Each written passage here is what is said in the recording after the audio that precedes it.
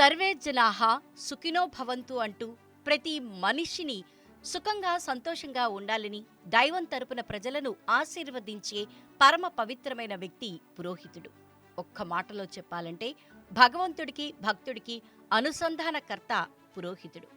ఏ ఇంట్లో ఏ శుభకార్యం జరగాలన్నా మొదట సంప్రదించేది పురోహితుణ్ణే. 2 జీవితాలకు వివాహ తంతుతో ముడివేసి గృహస్థ జీవితానికి బాటలు వేసేది పురోహితుడే. అలాంటి పురోహితుడికి తీవ్ర అవమానం జరిగింది.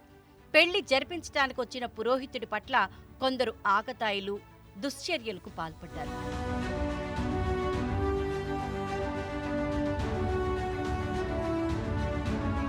పిఠాపురం మండలం మాలపేటలో ఏప్రిల్ 12న ఓ పెళ్లి జరిగింది. నాగమణి అనే మహిళ కుమారుడి వివాహ కార్యక్రమాన్ని జరిపించడానికి గ్రామానికి చెందిన పురోహితుడు ఆచర్ల సూర్యనారాయణమూర్తి శర్మను పిలిపించారు. వివాహ తంతు జరిపిస్తున్న సమయంలో కొంతమంది యువకులు పురోహితుడి పట్ల అమర్యాదగా ప్రవర్తించారు.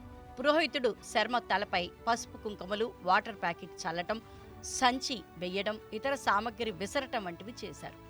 ఆకతాయిల దుశ్చర్యను అక్కడున్న ఫోటోగ్రాఫర్ వీడియో చిత్రీకరించి సామాజిక మాధ్యమంలో పోస్ట్ చేశారు. అది వైరల్ అయింది. దీంతో ఈ ఘటనపై బ్రాహ్మణ, విశ్వ హిందూ పరిషత్ సంఘాల వారు తీవ్రంగా మండిపడుతున్నారు. ఇటీవల కొందరు వివాహ వేడుకలో సంస్కారహీనంగా ప్రవర్తిస్తున్నారని ఆగ్రహం వ్యక్తం చేస్తున్నారు. పలువురు బాధితుడి ఇంటికి వెళ్లి పరామర్శించి వివరాలు వాకప్ చేశారు. కారకులపై చర్యలు తీసుకోవాలని డిమాండ్ చేస్తున్నారు. ఆకతాయిల దుశ్చర్యలకు పాల్పడింది వాస్తవమేనని సూర్యనారాయణమూర్తి శర్మ తెలిపారు.